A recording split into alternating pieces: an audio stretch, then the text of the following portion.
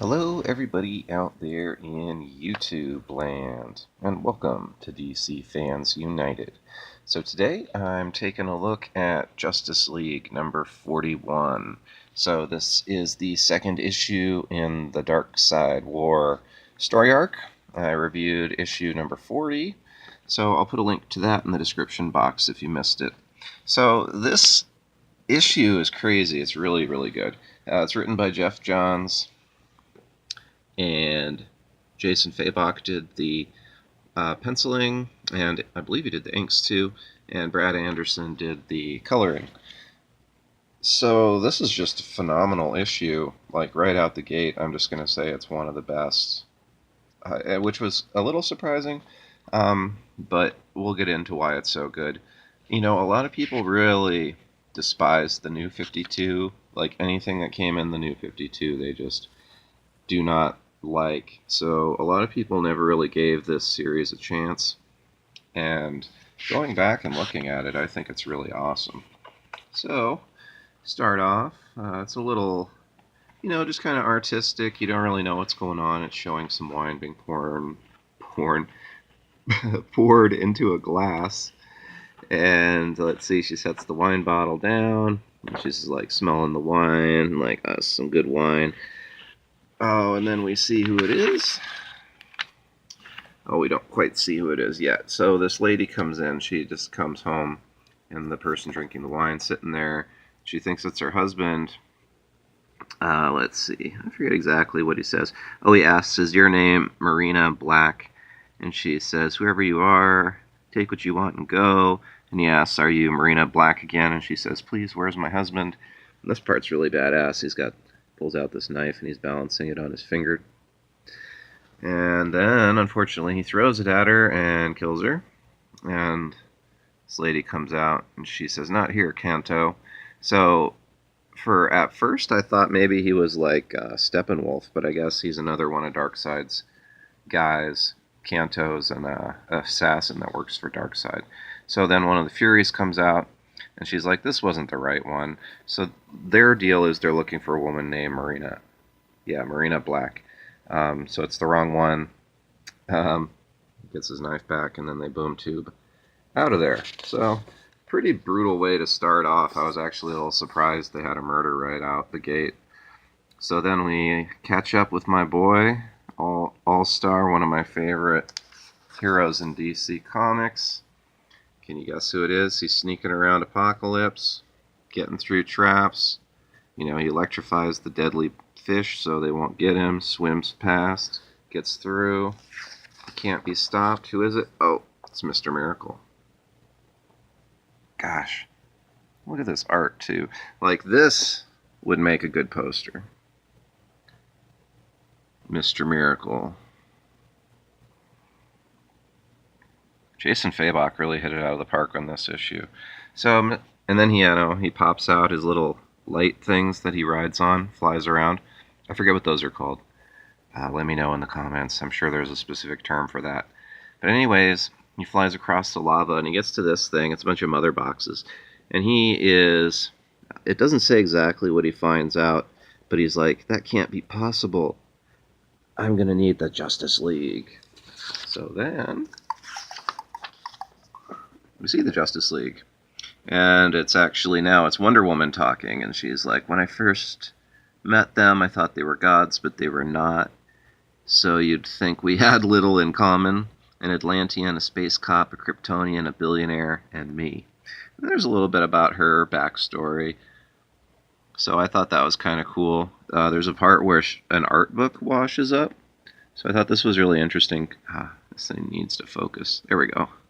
But anyways, she's doesn't know anything about the outside world, but what the Amazons have told her, they've only told her it's really horrible. So she finds this art book, and she's just like, "What have I been missing, She's like, "What's out there?" So she asks that of her mother, Hippolyta, "What's out there?" And then we see that Arthur asks, it's kind of like when they're all kids. So Arthur asks his father, "What's out there?"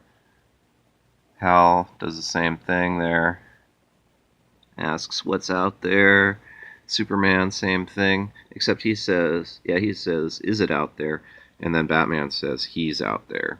So pretty interesting. It really just all in one sentence shows their character. So then this is pretty crazy. Again, the art is just like ridiculously good. They don't even mess around. Like, there's no cheap whatever. It's all really good. So, anyways, it's actually they're investigating that murder that we saw at the very beginning, and it even says that it's unusual for the whole Justice League to investigate a murder, like a regular just run-of-the-mill murder. It seemed like. However, Cyborg has the apocalypse technology as a part of his, his makeup. So whenever a boom tube goes off on Earth, he knows about it. It's a bit of a delay, though, so that's their reason for, it's like a plot device for why they didn't get there sooner. So a little while after a boom tube goes off, he's aware of it. Anyways, they're investigating it, and they're just kind of like, why did this happen? They find the husband on another floor. He's been killed. But ultimately, they find a wine glass. Well, the wine glass Kanto was drinking from. And they're like, well, it has DNA, but it's not human DNA. And they're basically just trying to figure it out. It's really interesting. I thought it was cool. I like to see that kind of stuff, the more detective aspect. In this one, of course, it's Barry and Batman, since they're both into that kind of thing, the crime scene investigators. But anyways, it's really interesting. And then there's this part, too, where Shazam and Cyborg are near each other, and Shazam says, "What is it?" And Shazam's just got this look on his face, and he says, "I've never seen a dead body before." So it was a little reminder that he's only a boy and hasn't been at this as long as the others. Okay, so then the scene changes. Superman's talking to Lex Luthor. There's this funny bit, too, where Captain Cold's there. He must be working for Luthor. But he keeps asking Superman to tell Wonder Woman he says nice things about her. He's like, tell her I said that, would ya? So that's like a running gag. I thought that was pretty funny. He's got a little crush on Wonder Woman. Not that I blame him. But anyways, Lex has got this other guy named Neuron, and he's dying for whatever reason. They can't figure it out. I think he has the Amazo virus, which is a whole other plot that's going on. Apparently there's an Amazo virus. I don't even know the details of that. But the guy's going to die, so Lex wants to wake him up just to get whatever information he can before he dies. And Superman doesn't want him to do that. So ultimately, he kind of goads Lex into trying to cure him. So he's like, you've bragged for years about your capabilities as a man of science, business, and medicine. Your team is having trouble saving his life. Why don't you? Unless you can't. Oh, so, played to Lex Luthor's ego, and it really worked. So we're back on Apocalypse. Mr. Miracle's checking things out, looking cool. And then his mother box warns him. It says, Scott. And then, big flash, blows up. He looks behind him, and who will it be? None other than Darkseid. Okay, and this is one part, too. It's real dramatic. This is Darkseid's big reveal. He says, those colors. Why do you wear those colors? Like, that's so cool and dramatic. Like, he doesn't... like, that's his introduction. That's the first thing he says. Mr. Miracle's this really colorful, badass hero. And he says, those colors. Why do you wear those colors? Okay, you see that's the top half of the pages? Below it's a Twix ad. It's not even, like, separated on different pages. So it's, like, the most powerful freaking, like, reveal. It's Darkseid, right? And we're reading Darkseid War. And then, Twix. Peanut butter left, Twix. Peanut butter right, Twix. It's just like, you guys need to edit your layout a little better. So anyway, it's just badass. They have a confrontation. Mr. Miracle, of course, can't stand up to Darkseid. He gets severely injured. Darkseid stomps over there, and he stands over him, looking down. And he actually is, like, crushing him under his foot. But Scott's able to reach his mother box and booms out of there. So pretty epic. And let's see. So they figure it out because another Marina Black has been killed. So they're like, okay, they're killing everyone with that name. They find all the ones in the country. There's like 44 of them, so they're going to have to spread out and try and protect all of them, is what they figure. Okay, and then this is freaking crazy. This part right here. This is what I did not expect. So Flash is like talking, and then all of a sudden he's like, "Glut." And then, lo and behold, you won't even believe it. It says, "You are a doorway traveler for me." And look, there's hands coming out of his mouth, and someone comes out like through him. And it's this big reveal. You see, he pulls out the sword and cuts Flash. Ah, and there you see, it's Darkseid's daughter. I don't know how she did that, but yeah, full page, splash page again, crazy good art. So I don't think they actually have said ever what her name is so far, but her name's Grail, is what they call her. So yeah, she's Darkseid's daughter. She shows up and she just is out for blood. She wants to take out the Justice League first and foremost. She sees Batman and she's like, "You're not like the others. You're human, but you could still cause me serious trouble, so I'll hurt you first." She's just like supremely badass and evil and scary and cool. I don't know. So she jumps over, cuts him really bad. Like, I don't even know how he would survive all this. Cuts him again. The League is trying to run over there and help, and she's all creepy and is like, "Sleep, Prince of Darkness." And yeah, they're flying over. They shoot at her. She jumps out of the way, and she's like, "I sense a mother box here. Give it to me." So then, let's see. Oh, scene changes a little bit. So the scot-free Mr. Miracle boom tube to place it took him to. His mother box took him to. He gets there and he immediately sees another woman named Maria Black who's been murdered. But the murderers are still there. So the one Fury and Kanto attack him. Really cool. He leaps out of the way. She has these swirling blade things. They're ribbons. And they're made, the metals from mother boxes of people she killed. She's stripped them and made that weapon. So it's really wicked. He has to fight 2-on-1. And it even says the chances of him dying are pretty high. So yeah, back to the main event, so to speak. Grail just straight up wrecks Cyborg, tears him apart. So you actually see that. She's just ripping the parts of metal off him. His chest is exposed, pretty bad. It's looking like she's going to kill him. And then, boom, gets shocked really bad because Shazam's shown up and grabs her and throws her into a car, it looks like, and it blows up, or a truck. And he comes up and he's like, "Dude, your body."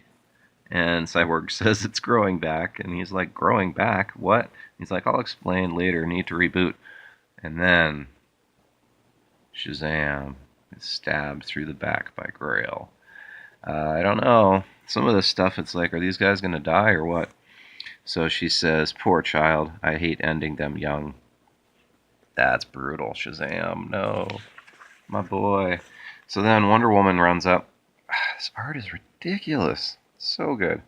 So she grabs Grail from behind and pulls her away and says, "Who are you? Tell me." So she doesn't actually say her name throughout this. I double checked it on Google. I was pretty sure, but it hasn't been revealed yet actually in the issue.